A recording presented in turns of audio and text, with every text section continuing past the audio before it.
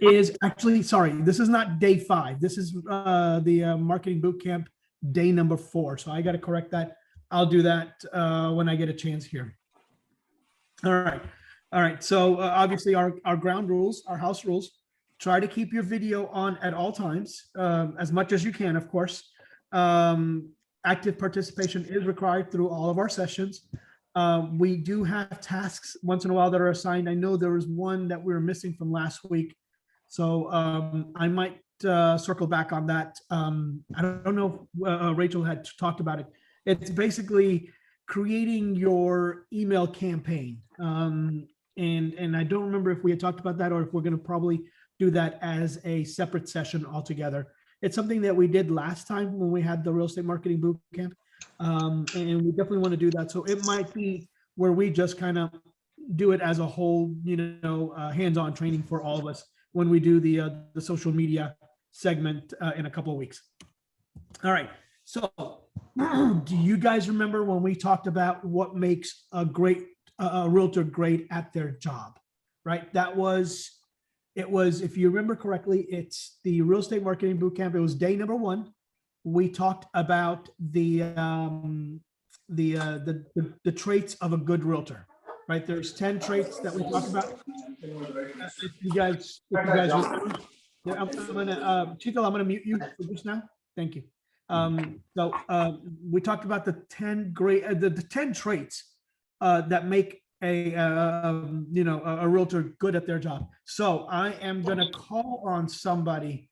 Let's do this. Chico, you happen to be unmuted, so I'm going to call on you. Tell me. Yeah, sure. I think professionalism, being on time. What else? Because time is of the essence in real estate, so everything is time related. Yep. All right. Yeah. No, other thing would be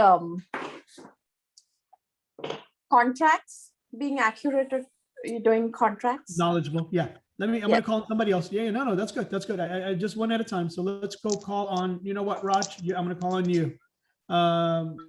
What would be another trait that makes a good realtor? Honesty, integrity would be on top of the list, I guess. Yeah. What else? All right, let's go. Hassan, you're next on the list here. It looks like you're right underneath Raj on my list. Yes, I think if we also make us knowledgeable about the commercial and also on the land, we're going to be more beneficial to our clients and more attractive to work with us and kind of have a competitive advantage in compared to other realtors. Very good. Very good. All right, we're going to do one more, and then I'm going to actually, I'm going to give you the 4 that's on here. Let's go with Meghna. So one more trait. I mean, we're not going through all 10, but I just want to kind of go over what would be some other good traits for a good realtor. This is coming from the class that we did day number 1. I don't remember the exact words, but I think to understand, what the client really needs, and also understand the market and kind of bridge that, for them, because that's your job actually. Just understanding the market, knowledge, right? At the end of the day. Yeah, very good. All right. So now we're going to talk about these 4 traits that makes a realtor great at their job. It's a rehash of the ones we talked about. So I'm going to call on somebody else now. So tell me more about communication.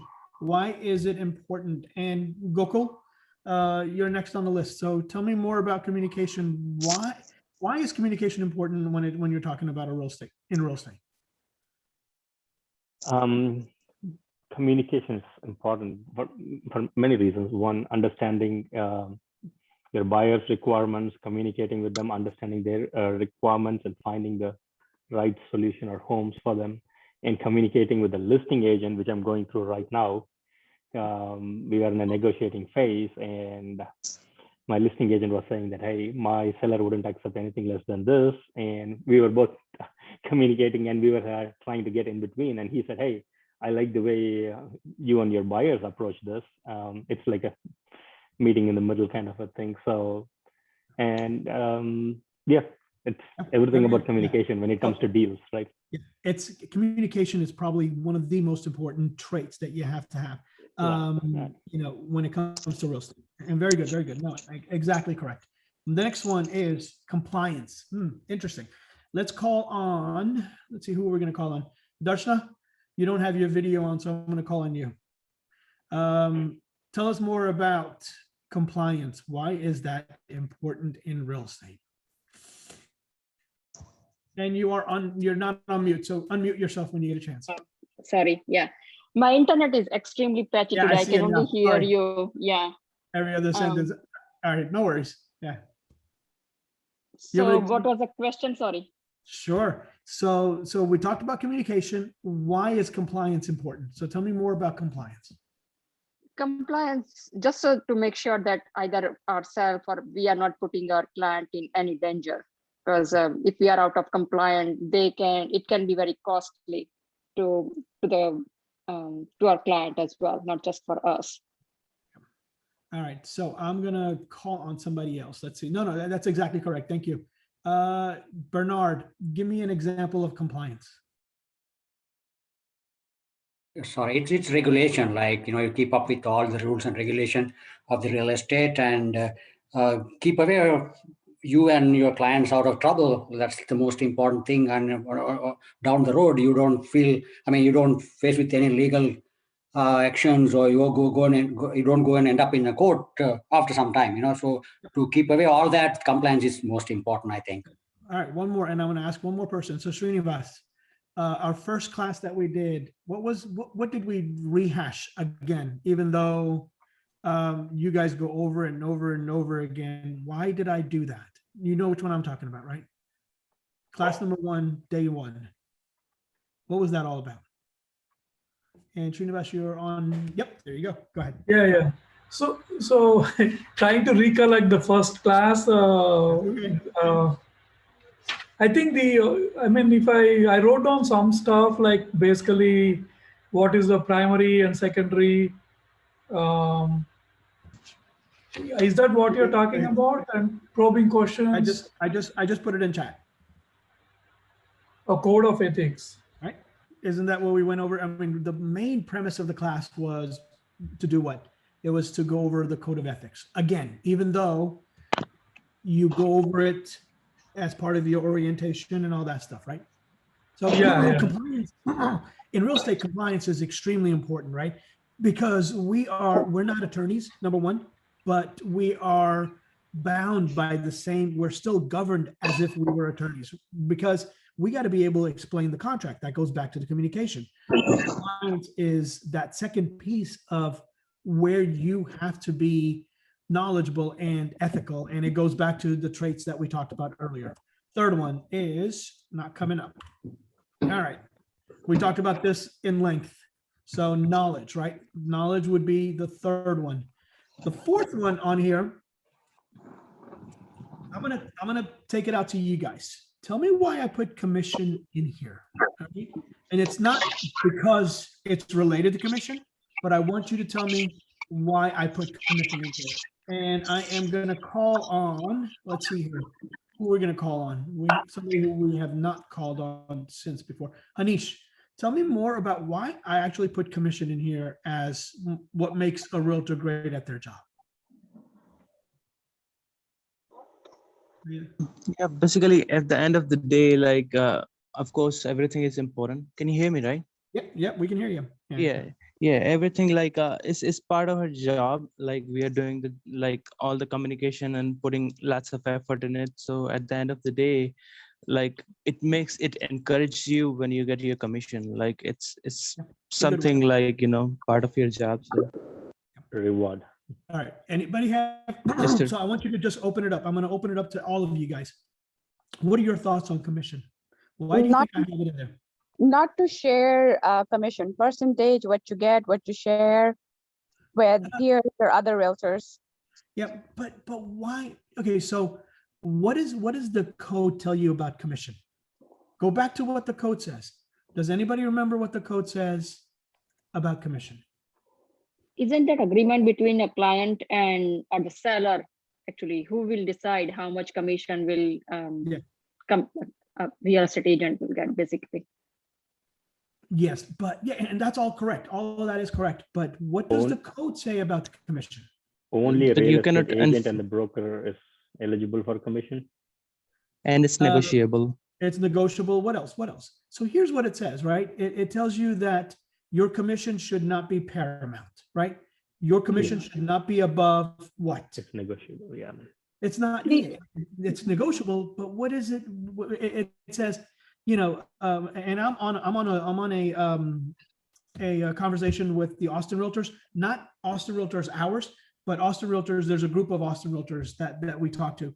And what's interesting is that, you know, and they're talking about the fact that, you know, somebody is encroaching on their customers because of commission, right? You get that all the time, right? Buyer, do you have your buyer rep agreement?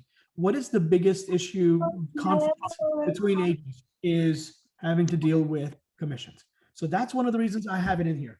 And not to say that commission's not good, commission's great because that's how we earn our income, right? And that's how we make our money. But it should not be the first. Your first priority is your fiduciary responsibility to your clients. And that's exactly what we're talking about, right? Your fiduciary responsibility is number one to your clients, no matter what, okay? And that's one thing I want you guys to remember, no matter what, is your clients come first. And here's the kicker to this. When you do that, you will continue to grow your business. It's simple, okay? I think it's true. I've believed in that motto and I continue believing in that. All right, so we're gonna try this. This is the 1 to 4 family contracts and addenda. All right, so this is the actual contract class that we're talking about. Here you see identify ways that a buyer can get out of a contract. We got option period, buyer approval, property subject to HOA, seller's disclosure, addendum concerning the right to terminate due to lender's appraisal, objections to the title commitment, objections to the survey. There's 10 of these on here, right? And there's technically 17 ways for a buyer to get out of a contract. We have not done this before. We're gonna try it today, which is we're gonna go into a breakout session. I'm gonna open up 3 breakout sessions. Let's see how we go there. Where is my breakout sessions? Hang on, I might have to stop sharing to get into breakout sessions is what it sounds like. Yep. All right. So did you guys see that or do I need to put it in the, let me do that. Let me put it in the chat real quick. These 10 different ways to get out of the contract. And we're going to do just a 2-minute, not even 2 minute, maybe 3-minute breakout session. And I'm going to assign each one of you breakout sessions. And this is the first time we're doing this, so I don't know how it will work. We're going to try it out. All right. So there's your, so we're going to have 3 breakout sessions. And what I'm going to do is I'm going to have group number 1 take on 1, 2, and 3, which is option period, buyer approval, way of third-party financing, and credit approval. Group number 2 will take on property approval, property subject to HOA, seller's disclosure notice, and addendum concerning the right to terminate due to lender's appraisal. So those are the 4 you're taking on. And group number 3 will take on objections to the title commitment, objections to the survey, failure to close on closing date, casualty, damage, or loss, and failure to make agreed upon repairs. All right, so that is, so let's do this. Group number 1 take on the first 4. Option, buyer approval, third-party financing addendum, and credit approval, and property approval. So those are the 4. Hey, if you're not, can you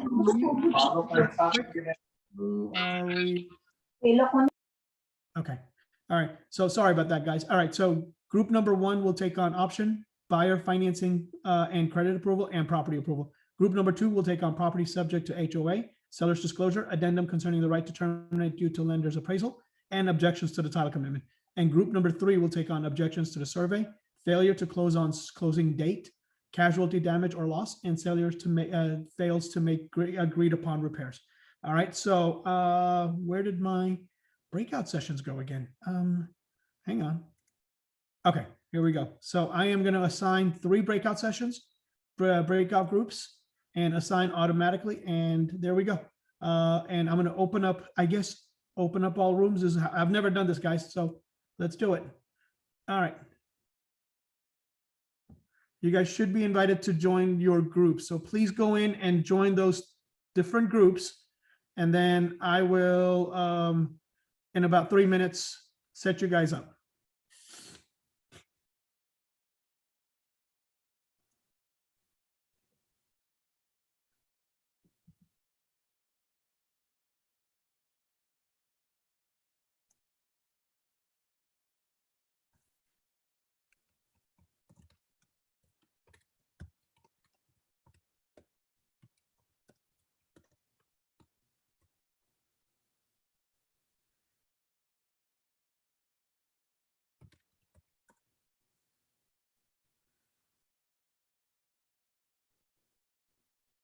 Hey, Amit, we're in a breakout session, so I'm going to assign you to room number 1.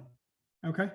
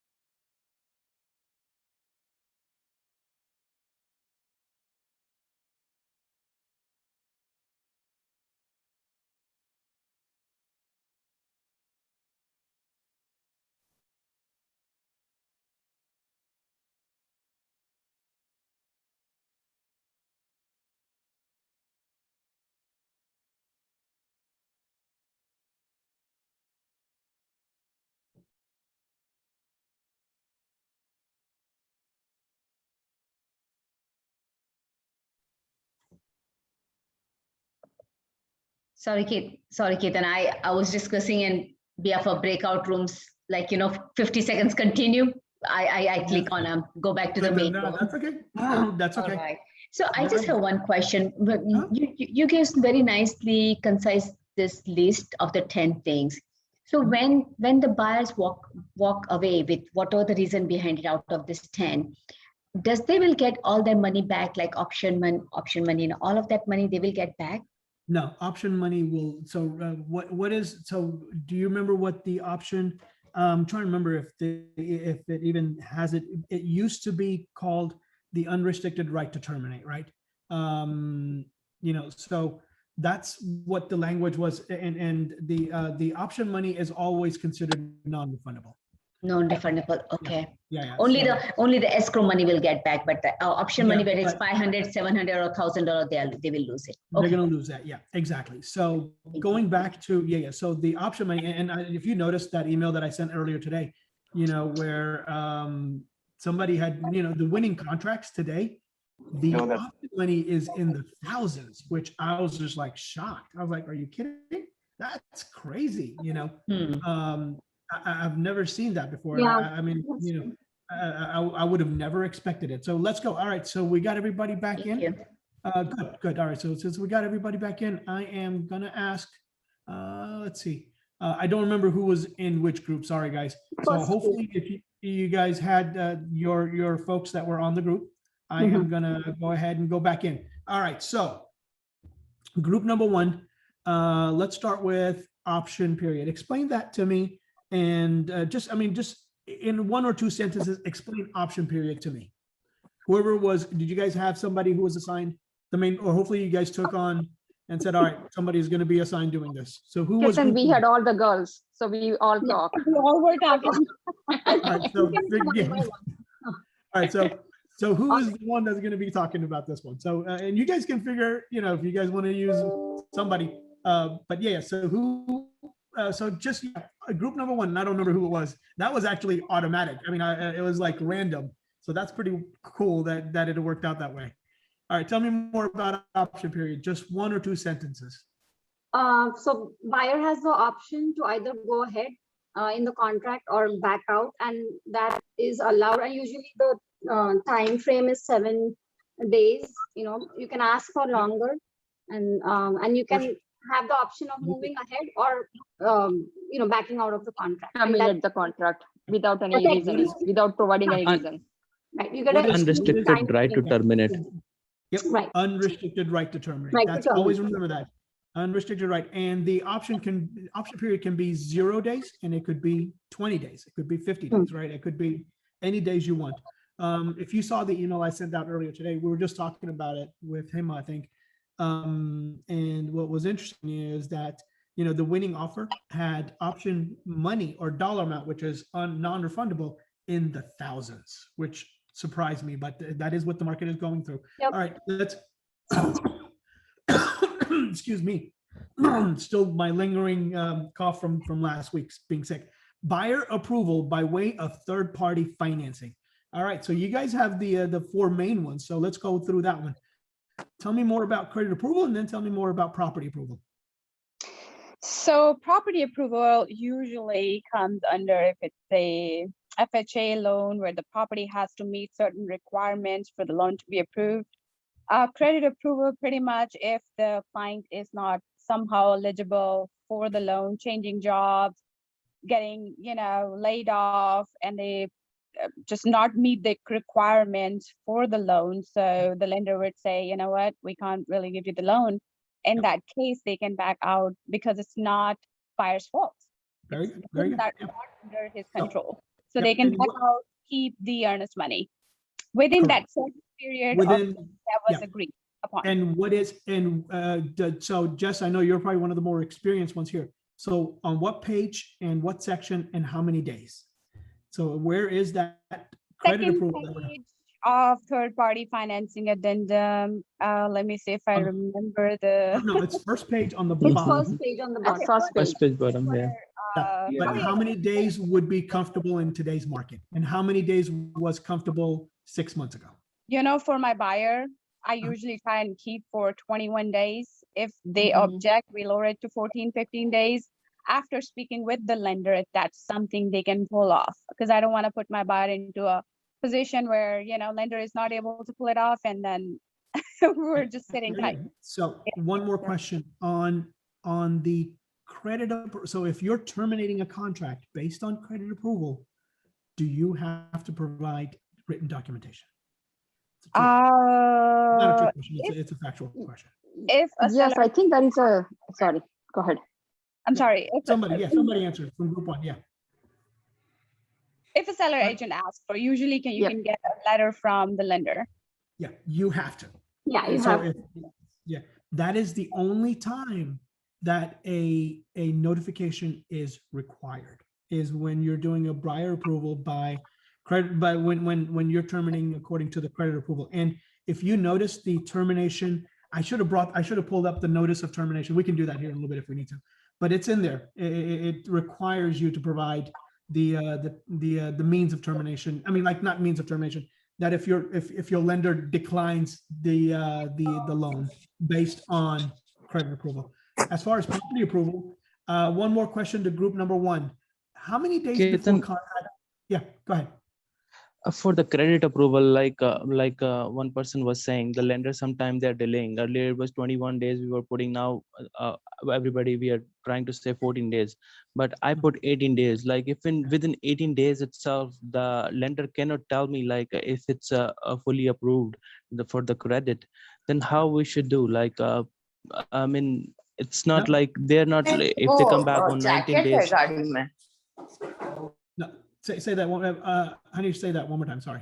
Hang on. Like if we are going for 18 days or whatever time frame we are putting for the credit approval, and the lender is not ready by that time. Yeah, no, just ask the lender and say, hey, you know what? No, that's where you have to ask the lender and say, hey, you know what? I need this letter saying that they're not, you know, they're not approved in time, is what it is. At that point, it's not a question of being approved. It's they're not approved in time. I had that situation, believe it or not, a year ago, and the premise of it was actually different because they found another house, but we use that. And the interesting thing is the seller would not give us an extension on that. And remember, and this is where that communication is so important, because if you don't, go back to the lender, go back to the seller and say, hey, I need 5 more days on this approval, on the financing approval. And this was a $2.6 million house, not just, 500,000. It was a $2.6 million house with 30,000 in earnest money. Right. So we asked the seller, we go, you know what, we need another 5 days to get this done. Can you give us 5 days, on the approval? They said no. Guess what we did? We called the lender, or my buyers called the lender and said, you know what, just give me a letter saying that, we didn't get approval in time. So that goes back to what we were talking about earlier, how important communication is, right? Because, you get into that 14th day or the 18th day, do not wait to the last minute. That's so important. All right. Good point. So one more thing I want to add to this, and I'll go ahead and just interject. Property approval. Actually, if anybody knows, what does the third-party financing say about property approval? When do you have to have, or when is the latest number of days? I'm looking for a number that you 3 days before. Thank you. Yep, that's it. Who said that? Hanish. Very good. Very good. So remember that it is so important to remember that you can't go back to the sellers day before closing and say, oh, we didn't get the appraisal in on time. There's just no way to do that. Your buyers will lose that earnest money. So it's crucial to make sure that you understand that particular clause, that it says 3 days, and that includes appraisals, it includes insurance, it includes repairs. All right, let's go on. Property subject to age. And recently what we learned, right, based on the recent transaction, the buyers can pull it off with the, if they're working with the lender can write you something, and then that's probably a cause for termination. The situation that one of my seller was in is where they end up returning the earnest money, and it's a battle, right? But the main thing is that if your property is subject to certain written statement from your lender, then you're screwed. And that's something that I've now, either they didn't appraise properly or they give you a negative comment about your property. Make sure you work with several lenders. I tried everybody in our group who were a lender, but they give me a pretty good guidance. However, I learned something that the buyers can always go back to their lender and ask them to deny. And yes, it has to be before 3 days, and now you're screwed with everything, and you end up also returning the earnest money because some of these guys wanted to sue you. Yep. And you have to. It's part of this. Is, remember, the contracts in Texas, and that's a good point, Manish. So the contracts in Texas are considered what we call unilateral. They are unilateral, unenforceable to the buyers. That's basically what it means. Whereas the seller has only one way of getting on a contract, and we'll talk about that in a minute. All right. Property subject to HOA. Group number one more question to you guys. Property subject to HOA. Explain that one to me in 2 sentences or less. Who's group number 1, guys? Do you remember? It was group number. That was me. Okay. All right. So I guess you're the spokesperson, Jess. I guess so. There could be a lot of restrictions within the HOA documents that the buyer is not comfortable with. One example that we talked about that I could remember on top of my head, that if you have a certain kind of a vehicle that you want to park in front of your house, your HOA doesn't allow it. May it be a RV or a boat or something that you have to have, but you're buying a house and your HOA doesn't allow that, then you can back out within 3 days though. After it's still, again, within 3 days or within the timeline of when you receive the notice. After receiving the documents. Yeah. Yep, exactly. So my question here, Ketan Bhai, is do you have to call out what objection, or you can pick any objection? No. So I'm going to go, that's actually my next, and who was that? Was that Alpa or Darshana? Yes, me, Alpa. Alpa, okay. So when it comes to number 3 and number 4, which is property subject to HOA and seller's disclosure, what do you have to provide? It's a trick question. Service. You have to go through the documents that I do. No, I mean, yeah, but you have to go through the documents, but what else do you have to actually provide anything? That's the question. What do you have to provide? Like I said, the property HOA, you have to have an objections cleared out, set it out in your contract. No. What objection? No? Okay. I'm not sure. So basically what that says is, and we found out this recently where you don't have to, you just have to remember the buyer's termination, and we'll actually go through that in a minute, but the buyer's termination, the notice of buyer's termination, there's, I think, 7 or 8 clauses on there. The property subject to HOA and the seller's disclosure, you don't have to give the reason that you are terminating the contract. That's the beauty of it, okay? Because remember, that reason could be personal, kind of like what Jess said. You know, what if I have a boat and you know, the HOA restrictions do not allow me to place my boat there, right? Or what if I have an RV and I want to leave my RV parked, you know, in front of my street, you know, and the HOA doesn't allow that to happen. So at that point, once you receive those what they call CC&Rs, covenants and code restrictions, you can go back and just say, you know what? So remember, there are ways for a buyer to get out of a contract, technically. Okay. You know, the only one that's requiring the notice is the third party financing, where you have to give the lender's notice. All right. Group number 2, addendum concerning right to terminate due to lender's appraisal, objections to the title, and objections to the survey. Well, let's see if you can, who's your representative, somebody who can talk through those 3 things with me. Who was group number 2, guys? Was nobody in group number 2? We were part of Gokul, me, and a couple of other guys. I forgot the name. Yeah. That's fine. Just go for it. We were trying to figure out, like, you know, what basically these 3 items and what is our role about it, but kind of understood, right? Like, yeah. So basically, I'm new, so I don't know much. If anybody else wants to talk about this addendum and all. No, yeah. So yeah, if you're new, Srini, Gokul is also new. I don't know who else was on that group. Right. So I was in there. So Manish, so then you're the seasoned one. So tell me more about 3. What do we have here? 5, 6, and 7.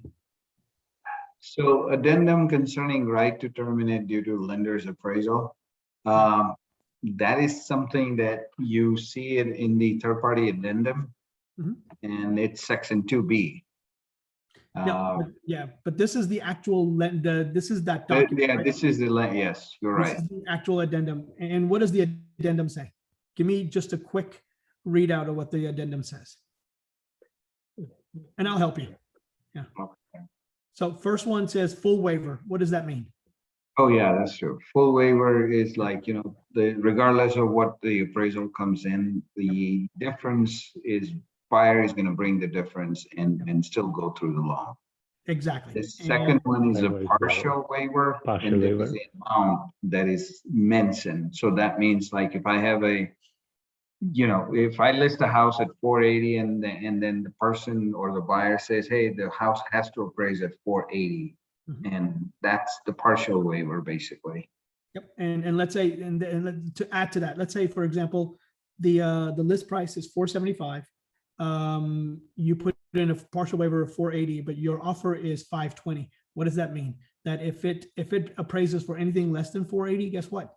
You have the option to terminate. Right? Yep. But if it appraises for 480, 100, now you're coming up with what is the delta between the 520 and the 480, 100. It's basically 39,900, give or take. Right. Yep. So now your buyer has to come up with that difference just because of that $100, difference in appraisal value.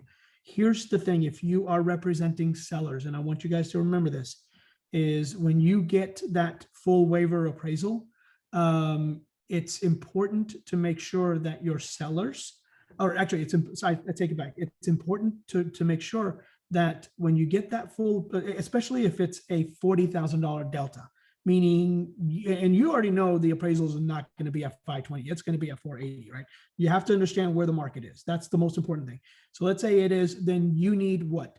You need a proof of funds covers, what does it cover? It covers the 40,000 in delta plus the 100,000 down payment, right? Or 90,000 or whatever it is. Yep. You see the difference, right? So it's extremely important when you get something way off the mark in your appraisal values. I mean, sorry, in your contract offers, that you make sure that, yeah, go ahead. Yeah, the way you should think about is on the page number 1, where the first line where you talk about what is the down payment that the person is going to bring, the buyers. Yeah. What Caitlin is saying, that amount plus whatever the difference between the appraised value versus the contract value. And that has to be there for buyer to close. Otherwise, it's going to be a challenge. Yep, and I just added the it's proof of funds. Make sure you ask for proof of funds when that happens. All right, guys. Let's go to the title. So quick question. So number 5, right? So is that giving the buyer a way out to say like, okay, I have only 100K, but I need to cover 140K, and I don't have 140K. So no. So if they, so here's the difference, right? The buyer's way out is number 2, section 2. You see on here, number 2, section 2, that gives the buyers the way out regardless of what the appraisal comes in at. I take it back, as long as the appraisal doesn't come in at value, I should say. Number 5 gives you no way out, okay? Or I take it back. It gives you a partial way out, meaning, you know, if your buyer, and in today's market, most sellers will ask for the addendum to waive the appraisal. That's what it's called. Basically, it's the addendum that waives the valuation that the appraiser comes back with, meaning that regardless of what that value is, your buyer is going to be willing to bring either the partial waiver, which is whatever the difference there is, or the full waiver, which is the difference between the appraisal and the sales price. All right. So that's kind of how that works. And that's why I brought it in here, because I wanted to make sure you guys understand the difference between when you don't put the waiver in there, then you're governed by property approval condition in the third-party financing. When you do put the waiver in there, you're governed based on the fact that your buyers has enough money to cover the difference.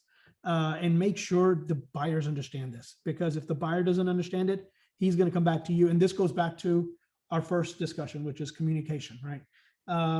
If the buyer doesn't understand this, he's going to come back to you and say, well, you didn't explain this to me. So you got to make sure that they understand what that means, really. All right, so I know we're coming up on 6:15 here. Objections to title commitment. Really, okay, so here's a good example of actually Manish or whoever was on group number 2. There's only one example I'm looking for as far as title commitment. What is that? Does anybody remember? We talked about it in the past. Encroachment. There is a shortage on the. No, that's going to be survey, but keep thinking. I want, and this goes to everybody, so that way we can open it up. Everyone that's had me listen to or go through classes in the past. What is the one thing I'm looking for when I'm talking about the objections to the title commitment? It could be clouded title. If it's a clouded title. No, say that again, one by one. Say one more time. Say that again. If it's a clouded title. Clouded title is one example. Yeah, clouded title. That's going to be, not that it's not an objection. That's going to be there anyway. But okay, let me ask you a little differently. A lot of lean title. No. Got static there. I'm gonna ask it a little bit. I'm gonna ask lean on the house is what person was saying. No, so, lean on the house. No. So yeah, that you gotta, that the lender, unless it's a cash transaction where you definitely need an attorney to look at it. But if it's a loan-based transaction, the lender is going to look at the commitment anyway, the title commitment, to make sure that the liens are cleared, any encumbrances. Yeah. If it's a deed where it's a husband and wife signing and you only have the wife's signatures, then they're going to have to go find the husband to go get their signatures. If it's an estate, there's a different scenario for that. But what I'm looking for, and this is actually very important, I want to make sure, I want to spend some time on this because I want to make sure you guys understand this.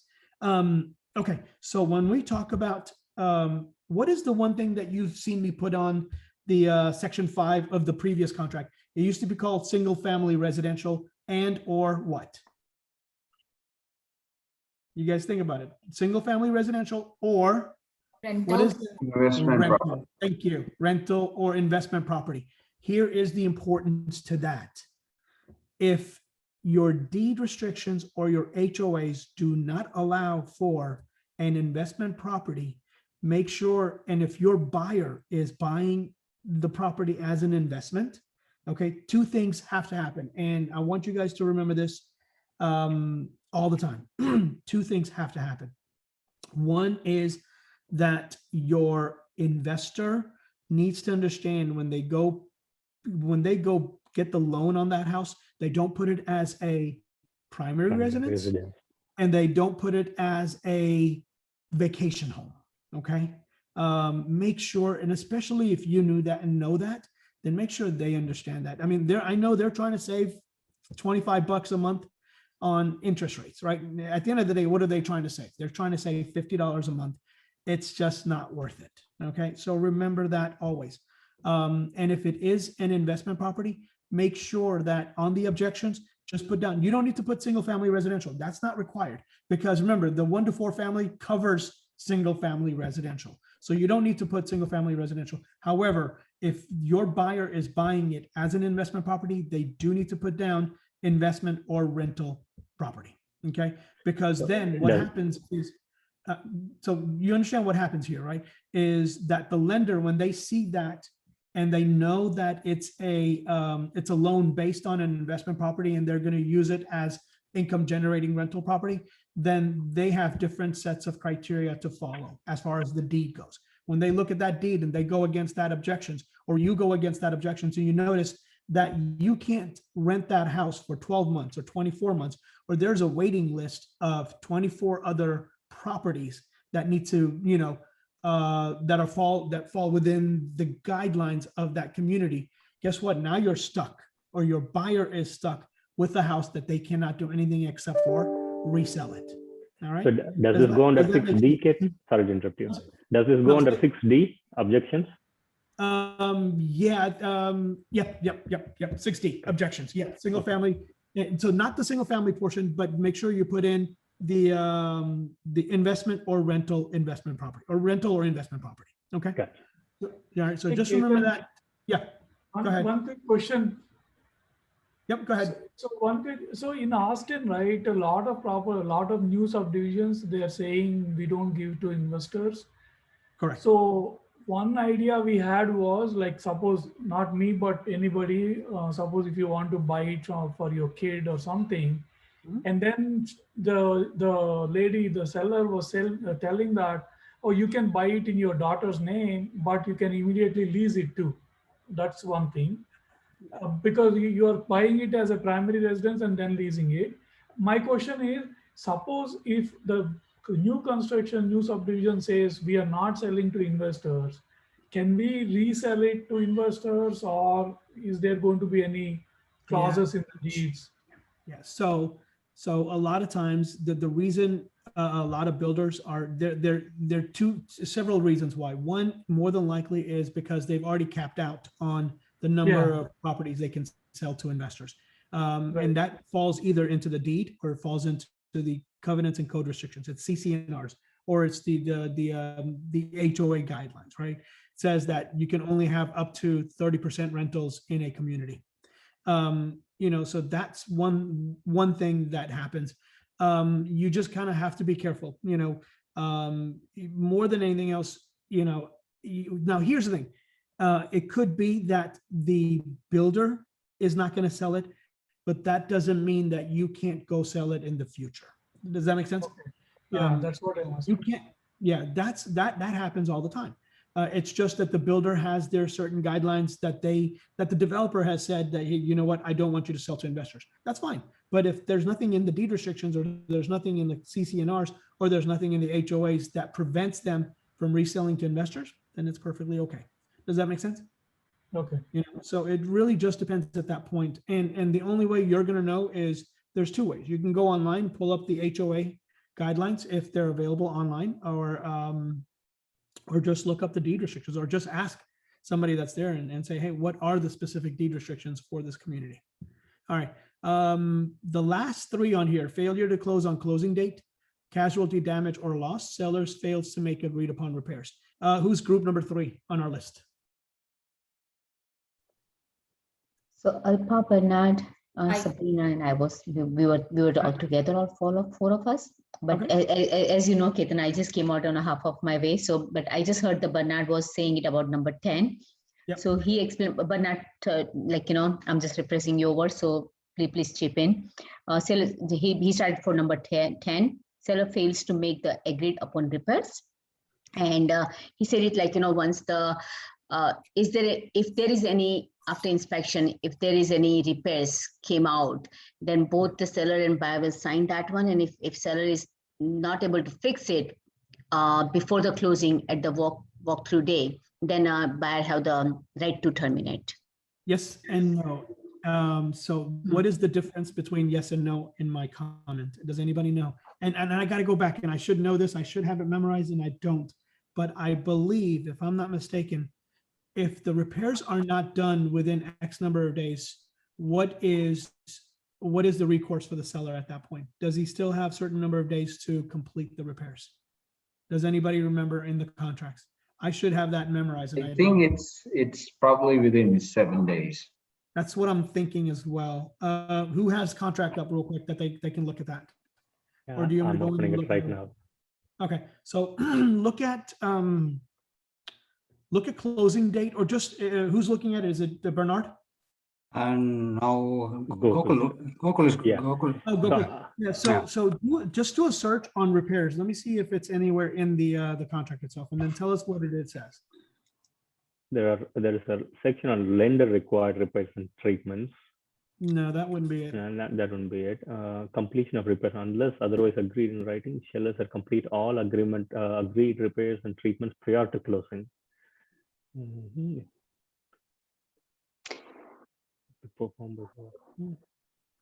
If the seller fails to complete any agreed repairs and treatments prior to the closing date, buyer may exercise remedies under paragraph 15 or extend the closing date up to 5 days. Up to 5 days. Okay. Up So, to 5 days. so there's your, yep, thank you. So it's 5 days. But so you see what happens, right? What would a seller do today? He would basically, he would, if he hasn't done the repairs and he's got multiple offers and he's got one offer that's 30,000 more than your buyer's offer after the fact, right? Well, what would he do? Is he going to do those repairs that came up? Probably not, right? What is your buyer going to do? He's going to have two choices. He can either move on and just plan on doing the repairs on his own at the end of the day. He can terminate the contract according to number 15, or he can try and get either money out of it or have the seller give the seller another 5 days to do the repairs. All right. Does that make, and thank you for reading that out because I appreciate that. But that's what I wanted you guys to remember is there is not just the fact that, hey, if I don't do the repairs, the contract's, it's out of contract. It can go any way you want it to go. Okay. Does that make sense? So we can terminate. Again, the buyer can enforce specific performance too. In this case, the buyer can force the seller to fix it and sell it. Yeah, but it's the only problem there is, and that's a good point, but now you're talking about engaging an attorney and trying to get that done. And you know what, the repairs are probably not significant enough to where it would make, and one thing I do want to stress one more time is always remember that you get into a bind, always refer your clients to an attorney. You have to, okay? You know what, we spent a lot of time on here. We spent a lot more time than I had expected, but hopefully this was helpful. I know we might have to do the rest of this because I do want to keep these to 45 minutes. All right, so let's go to just one more section on here. Actually, two more sections. If you guys are still good with time, maybe another 5 more minutes. Go ahead. All right. All right. I just need one person to say yes. Fair enough. All right. Let me hang on one second. Let me get back in here. Let me stop and then I'm going to go back in. Give me 1 second, guys.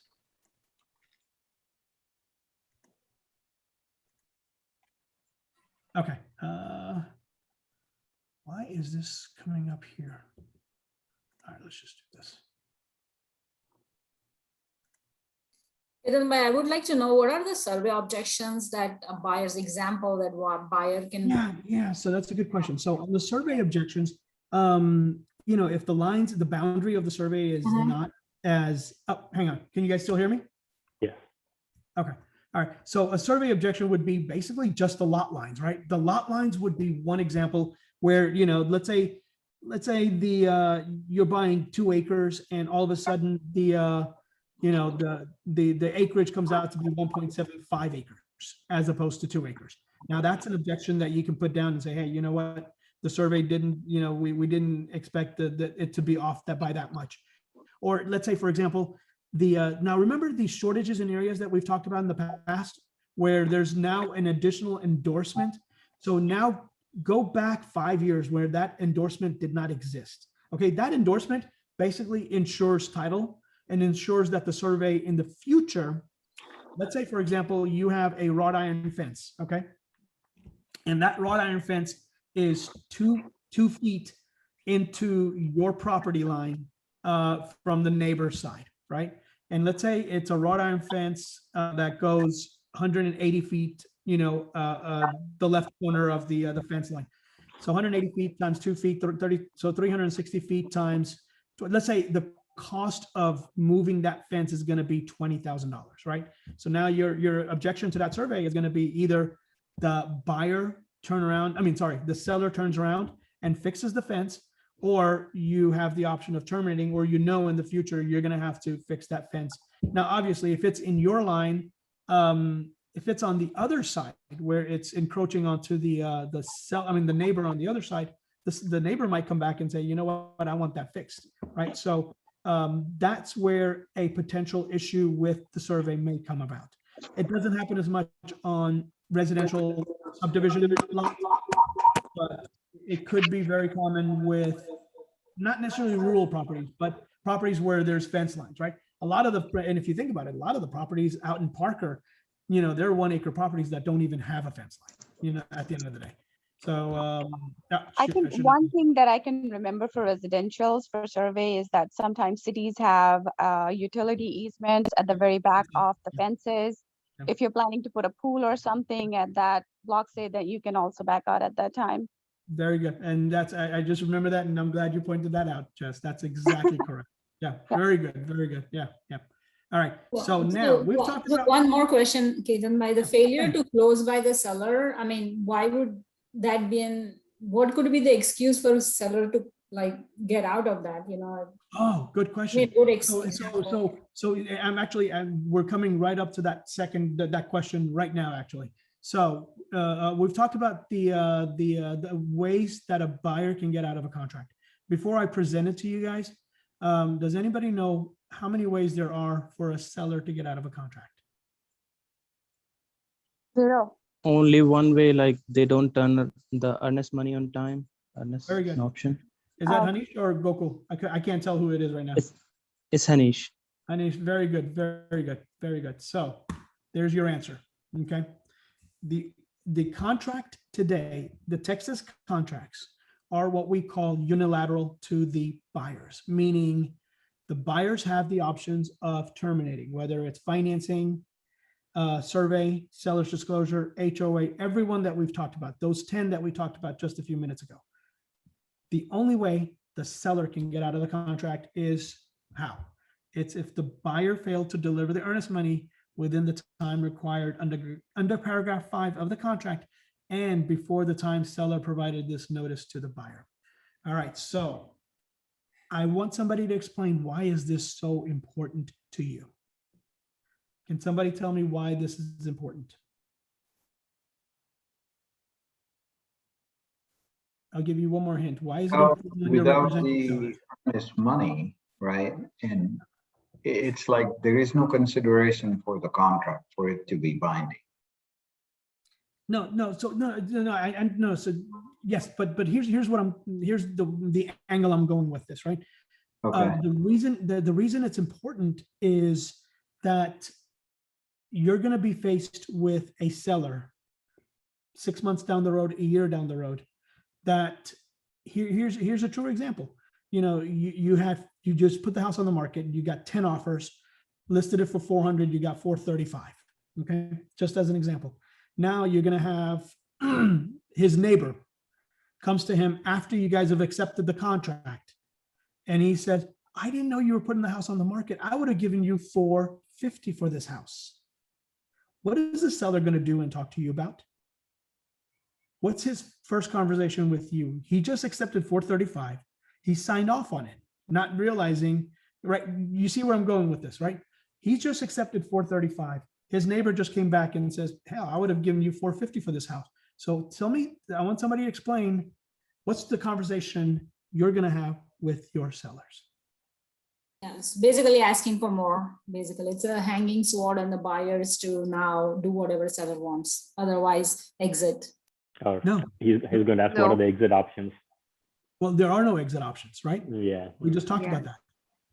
What is the one option that he has? And especially if the buyer has already delivered the earnest money, then he has. I think he will have to go with the buyer. He has to go.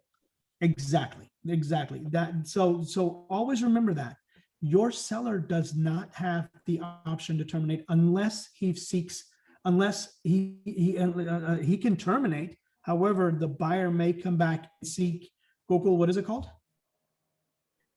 Specific performance.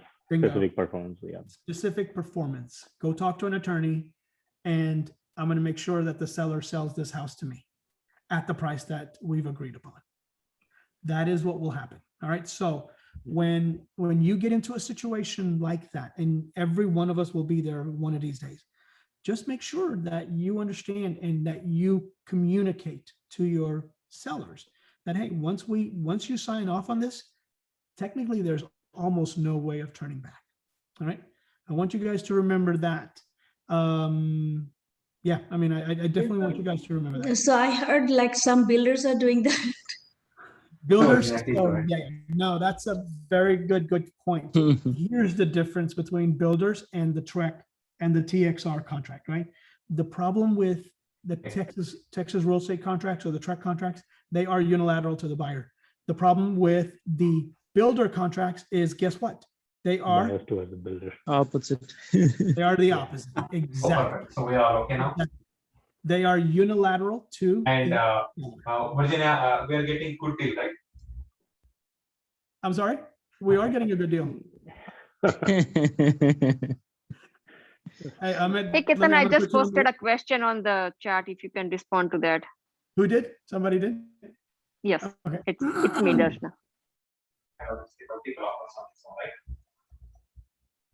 And obviously, it looks like the lead back thing made us. Hey, Amit, I'm going to put you on mute. Where are you?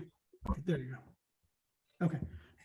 Yeah. So what are the options for buyers? Yeah, a seller is technically, I mean, and I think we had this situation in Austin. There was some storms maybe about a month back, I think, where the buyers, and we were representing the buyers.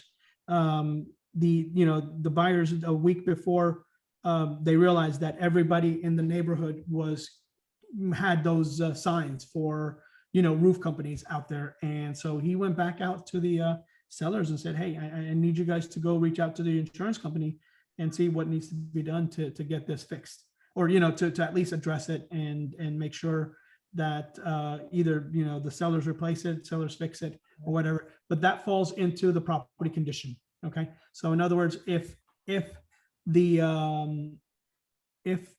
seller doesn't repair it, that's not the only problem. Is it is a little tricky as well, because depending on the situation, depending on the timings, the buyer could be able to get out of it. I would say more than likely they will be able to get out of it. A lot of times when you have something like that, hopefully insurance will get involved and insurance will replace it to hopefully a minimal cost to the buyers at that point. Does that make sense? I know it's probably not the right answer. Okay. No, it's good. I just wanted to understand that it's not seller is obligated. Seller can still go and say that this is not it, right? I mean, especially in this market. Yeah, and especially in this market. And remember, Texas contracts are considered as is, always. Okay? Right. So that's one of the other reasons, is that because the Texas contracts are considered all as was. All right, so we're going to stop here because I don't want to get you guys bored. And it is 6:30, so we're gone an hour. Time sensitive clauses within the contract. That is what we're going to talk about on Wednesday. Because I do want to have some questions on that when we get there. So we'll talk about time sensitive clauses, as well as we're actually going to go through the new contracts. It will take about 20 to 30 minutes. So this will become, now going forward, will be a two-parter on this. So hopefully this was helpful. And Ketan, may I ask a small question that is related? Yeah, go ahead. So basically, we talked about all the ways that a buyer can terminate, like it can be survey, it can be like the repairs or whatever. But at the end of the day, like all parties, they pay lots of money. Let's suppose in the survey, the buyer is paying for the survey. So buyer pay for the survey, they pay for the appraisal, they pay for the other things, like, you know. So at the down the line, like if something comes up, like the property, like example that you're giving, the property, it is MLS is showing 2 acre, but the survey came up with 1.75, and already we have lots of money down the line, like buyer pay lots of stuff. So how, like, of course they can terminate, but they are losing lots of money. How we can ensure they don't lose? You can't. That's it's the cost of purchasing a home, right? Because now let's not even talk about today's market. Let's just talk about 6 months ago. All right. And at that point, if the buyer terminates based on financing, I want somebody to answer. I'm going to post this question out. How much do you think the buyer has already spent trying to get the house, right? So I want you to think about the 2, 3, 4 things that, and just one by one, I want somebody to answer, what has the buyer already spent money on? Inspection. Okay, inspection is number one. So how much is that, roughly? For 400. All right, what else? Option money. Option money. How much would that be? And not talking about how much? 500 to 1,000. $500 to $1,000. So that's $1,400. And one more. What other one? Appraisal. How much is that? 800. 800. Hopefully not that much, but 500 maybe, $500-600. I think it's about 700. Now it's about 700. Is it Yeah, really? it is. Yeah, it is. I did not know that. Okay, so 1,800, 700. That's 2,500. So, Hanish, your buyers have already spent $3,000 on it. So spending another $400 on a survey, yeah, it's tough. It's really tough. But we cannot enforce the performance. Like there is no way out. Like we cannot get anything. Yes and no, right? So here is the difference. If the seller flatly refuses to sell, even though the buyer has completely performed according to the contract, okay? Now, the only thing is that objections to survey doesn't give that's just an out clause for the buyer. It has nothing to do with a fulfillment, or it doesn't say the seller has to do something about it. Does that make sense? Right? Yeah. So, but let's say your buyer has spent $3,000 and the last minute seller goes back to his listing agent, kind of what we talked about, and says, man, I don't have any place to go. I don't want to sell my house. Now, what do you have? You have an enforceable specific performance where your buyer at that point is going to be like, oh, wait a minute, I just spent $3,000. I'm going to go talk to an attorney and I'm going to make sure that I get my money back. And that's the difference. Does that make sense? Yeah. Okay. So, but here's the thing. If it's based on the survey and the seller doesn't do anything about it, you can't do anything about it. So it's totally like MLS is directly fetching the records, even though they have it, like, MLS is showing something else. I mean, I don't know whose responsibility it is. Yep. So here's the thing. It's not that there's a it's like somebody's telling you, they are selling you something like more land, and at the end of the day, you're getting something less. But until you actually have a survey, you can't really, you can't really confirm it, right? That's the difference. Right. Right. And it's the same thing. Manish knows very well. The same thing with square footage. Until you actually do the measurements, or you do the actual measurements, or somebody comes out and does the measurements, it's still, it's subjective at that point. Right. Makes sense. Yeah. All right. You guys are good. Wednesday. Yes, sir. 5:30. All right. Hopefully this is helping. Hopefully, This you is guys very are enjoying helpful, it. Very Ketan. helpful. It's Very helping. helpful. There's no doubt it's helping. All right, sounds good. Thanks, Sir, Ketan. are all these are all these recordings uploaded to the website? Not Ketan? yet. We're gonna. So, I mean, we have it recorded. I just haven't gotten with Rachel to get all these recordings back through. We'll do Sounds that. good. Sounds All good. right. Sounds Bye. good. Thank you. Bye, guys. Thank you, Ketan. Bye. Thanks, Ketan. Bye. Thank you, sir.